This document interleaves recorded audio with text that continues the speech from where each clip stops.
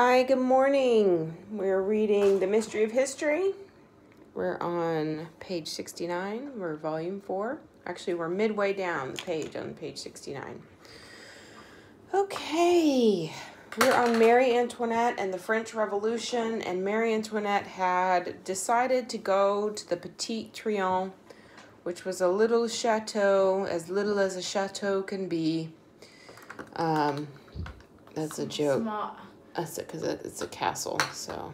Yes, I was going to say, as small as a castle can be until you consider it a house. And with her children, and she was trying to get to a place where she didn't have to be in her fancy clothes, and she could raise chickens, grow vegetables, play with her children. But her efforts to lessen her extravagant ways came too late. The Petit Trianon was really not all that modest, and it actually isolated the queen from nearly everyone, including her husband. Who was her husband? Was it Louis the 16th? I guess so. Someone who was the king of France.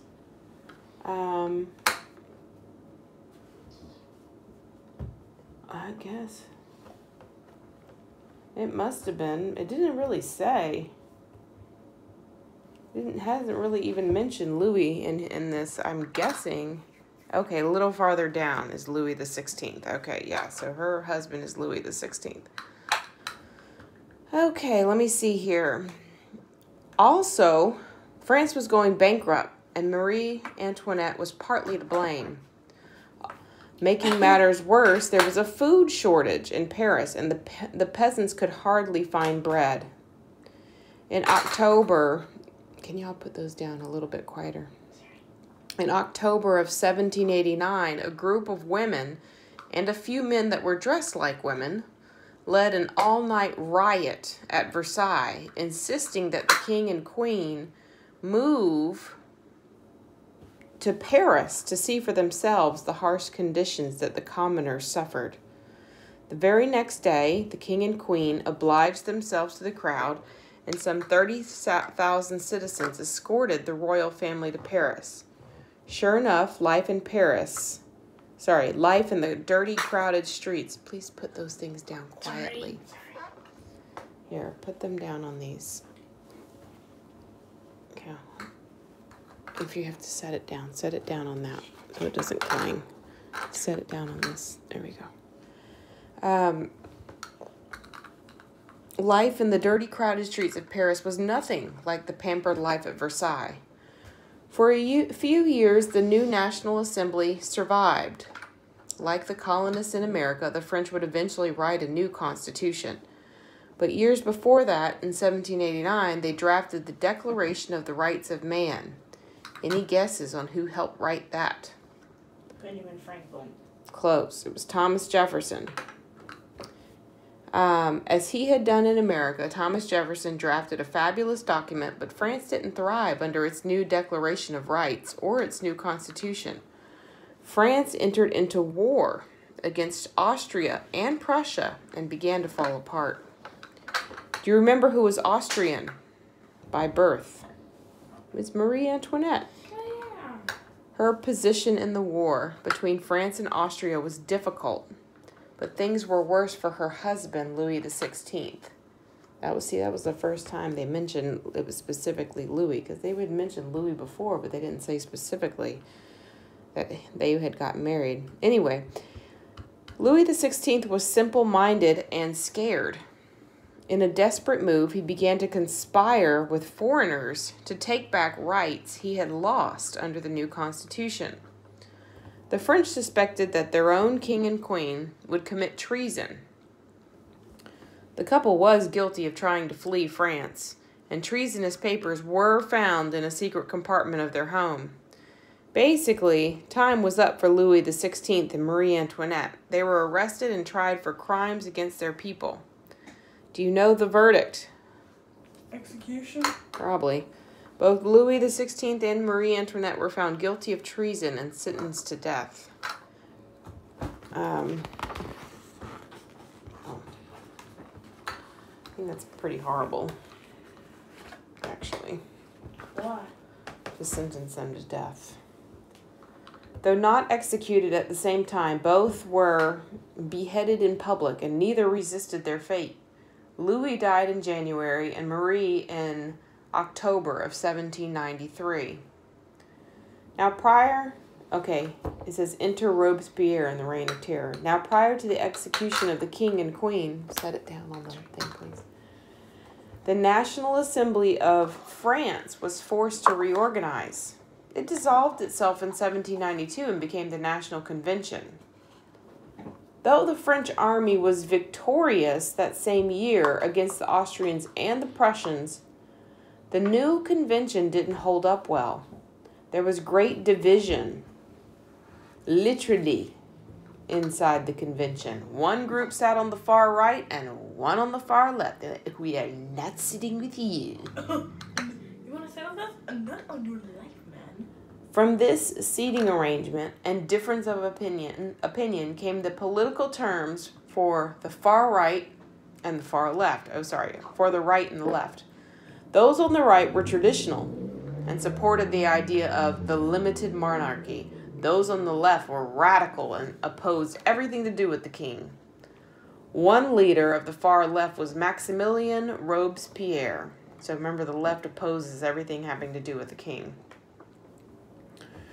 The other extreme personality. He's the other extreme personality in our lesson. Robespierre was one of the Jacobins.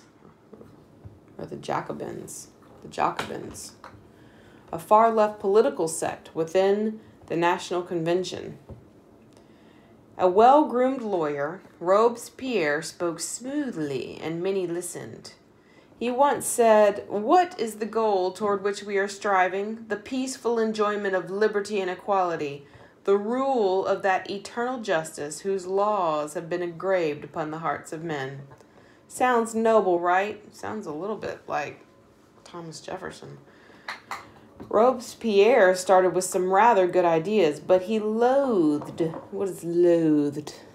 Didn't like. Strongly disliked members of the First and Second Estates, to the point that he went way overboard to assert them. To discredit the clergy, he tried to start his own deistic religion. It was called Cult of the Supreme Being. I think you gotta come up with a better title if you want it to be successful. Cult of the Supreme Being. That's not going anywhere. You know? Cult of the Supreme Being. What does that mean? Well, first of all, anytime you use the word cult, maybe it didn't have the same connotation or the same meaning back then, but today cult is like people who are a little bit crazy and a little bit... Like when the people saw cult? Cult? Crazy. Because anybody who's in a cult, they never call themselves a cult. They're like, we're not a cult. And people are like, they are a cult. That is a cult. With an emphasis on mankind's virtue, this cult was intended to rival Roman Catholicism as the dominant religion. Not being called a cult, you're not going to. In a strange act of defiance against the church and to secularize French society. That means to make French society not based on God. The far left Jacobins, I'm going to call them Jacobins, went so far as to change the 7-day week to a 10-day week. They're defying God. They didn't want it to be 7 days. In case you didn't know, the 7-day week follows the pattern of creation found in Genesis and God's command to rest on the Sabbath. Interestingly, the Jacobins' 10-day week failed after 12 years because workers were exhausted and burned out with only 3 days of rest each month instead of 4. Robespierre's distrust of the clergy ran deep, but it was nothing compared to his disdain for the nobility. So the 10-day week, I don't know why they would think a 10-day week would work. They only gave them 1 day of rest every 10 days. Not only are you increasing the work week, but you're also decreasing the amount of rest you get. And they only got 1 day anyway. They worked 6 days and were only off 1 day. I would be burned out. On my rest day, I would just sit in a chair and do nothing. And then, yeah, I'd just be like, ugh. Okay. To undermine the nobility, Robespierre formed the Committee of Public Safety. It had 12 men, and it did far more than just promote, here, Caleb, quote-unquote, safety, because it grew into a reckless killing machine. So they're promoting safety.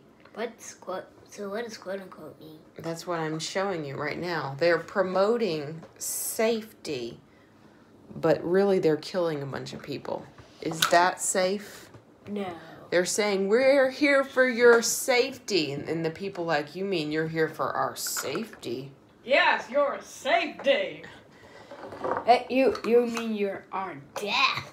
What? Without trial, Robespierre arrested and sent to the guillotine at least 5,000 nobles in Paris, 20,000 to 40,000 citizens in outlying provinces. This was nicknamed the Reign of Terror, and it was during the Reign of Terror that Marie Antoinette faced her death on the public chopping block. I think this is... Oh, this is a picture. I thought that was a picture of Marie Antoinette, but it's not. It just says it's a picture for the Reign of Terror. He was numb. Robespierre was numb to his barbaric methods. And he would in time turn against his fellow members in the National Convention. I'm wondering, like, who's supporting this guy? He was like, yeah, keep going, man. You're on it. Targeting those of the right who thought that he was out of control. So people who thought he's out of control, he was like, you're next. He sent good leaders, quote unquote, good leaders of the revolution to the guillotine, as well as minor criminals. One such victim welcomed his death, saying, I would rather be guillotined than guillotine others. I am sick of the human race. That same victim predicted that Robespierre would one day die at the guillotine too, and he was right. In 1794, members of the National Convention condemned Robespierre to death to end this gruesome reign of terror. I would not like to be known in history as the man who I've heard of the reign of terror. I did not know that it was because of Robespierre. Who's Robespierre? Sorry. This guy we've been talking about this whole time. This guy, Maximilien Robespierre, the guy who didn't like the kings, he didn't like the clergy, and he didn't like the nobility, and he formed the Safety Patrol. He did? Wait, Caleb, that's not funny. Let me see. The National Convention condemned him to death. Robespierre, after his arrest, Robespierre tried to take his own life before they could take it. But in the end, as predicted, he died by the blade of his favorite killing machine. That's disgusting. His favorite killing machine. That's gruesome. I think he was trying to make it so that robber wasn't right. Upon the death of its founder, the cult of the Supreme Being soon dissolved as well. After the Reign of Terror, the French yearned for normalcy and stability. The Jacobins were shut down. Churches were restored, and a new system of government was put in place in 1795. It was called the Directory. It didn't matter that the Directory was ineffective, because there was a man named Napoleon Bonaparte, and he was about to burst onto the scene of world history. What did you? I read a book called "Who Was Napoleon Bonaparte?" Did you just French Empire? Did you just see a man bursting onto the scene in your mind? No. Oh, well, I just saw a man like this. I saw Napoleon Bonaparte in his blue coat run onto the stage. You may have heard of him. I also I saw a map of the world and him doing this in a black coat. The French Revolution would not officially end until 1799 when Napoleon staged a coup to step into power and change everything. But that's for our next lesson. Dun, dun, dun. She left us on a cliffhanger. No! All right, so we're going to stop there. We'll pick up on page 72 probably tomorrow, and we'll start with the rise of Napoleon Bonaparte in 1799. Wouldn't you like that to be your portrait for all time to see? Yes. It was funny on SpongeBob when they No. were... Okay, we will see you next time. Or not see you, but we will talk to you next time. Goodbye. Bye. Bye.